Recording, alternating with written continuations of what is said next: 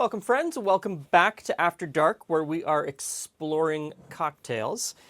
And today I want to make something called a Mezcal Martinez. And so I'm trying to explore Mezcal. I'm trying to learn as much as I can about Mezcal. By the time this video airs, I will have spent 2 weeks in Mexico just tasting Mezcals and tequilas and trying to figure out what this whole category is about. But before I do that, I'm filming this. I've been playing with Martinez cocktail recipes. Now, in order to do this, I looked at a bunch of contemporary recipes for something called a Mezcal Martinez. And I tried them out, and I didn't really like the flavors. So I went back to some of the earliest Martinez recipes in cocktail books, one from 1884 and one from 1887. And I'll flash those up on the screen. And so what I ended up doing was just combining those two recipes, and instead of using straight up mezcal, because I'm still not fully in love with it, I mixed it up a little bit, and I'm going to use mezcal and tequila. And the full recipe will be at the end of the video. So in this mixing glass, so far I've put mezcal, tequila, vermouth, Luxardo. This is gum syrup. And so the gum syrup adds just this wonderful, wonderful coating inside your mouth, and it sort of holds on to all of the flavor. Even after you've swallowed, the flavors just sort of bloom and build inside your mouth. It's fantastic. And last in is some Cointreau. So like I said, I just took those two recipes, combined them, fiddled around with it a little bit, and here we go. Last is a couple dashes of orange bitters. And now we ice and stir.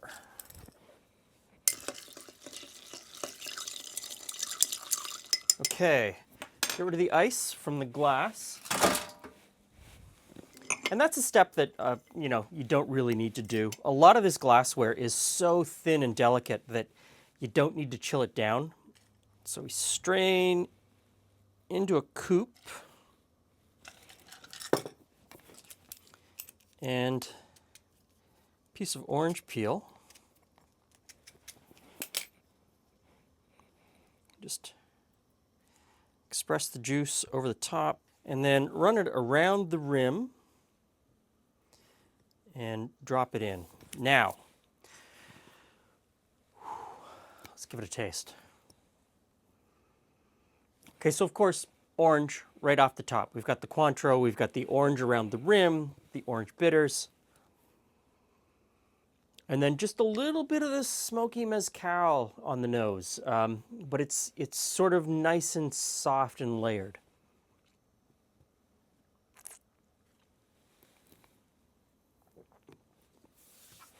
And then there it is. Mezcal and tequila sort of doing this dance, neither one overpowering the other. This is a fairly smooth tequila, and this is a fairly low smoke mezcal. And the two of them I've found in cocktails that I've made so far really do work nicely together.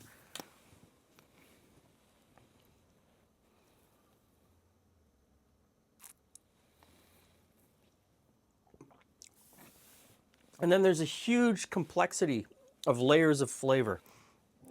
A little bit of the vermouth, a little bit of the cherry, a little bit of the Cointreau. The gum syrup, like I said before, coats the inside of your mouth. It's bringing sweetness, but it's also coating the inside of your mouth so that the flavor lingers. And as it lingers and dissipates, you start to see other layers or taste other layers of flavor within your mouth. Gum syrup. If you're making simple syrup, I would implore you, please make a gum syrup. We've got a recipe on our channel. Give it a shot. I think this adds a lot of extra complexity to your cocktails in terms of the flavor profile. Or it allows you to discover a greater complexity in the flavor profile. And it's fallen out of fashion because it is a little bit more difficult to make. But you don't see it in contemporary cocktails all that much anymore. So, the Mezcal Martinez.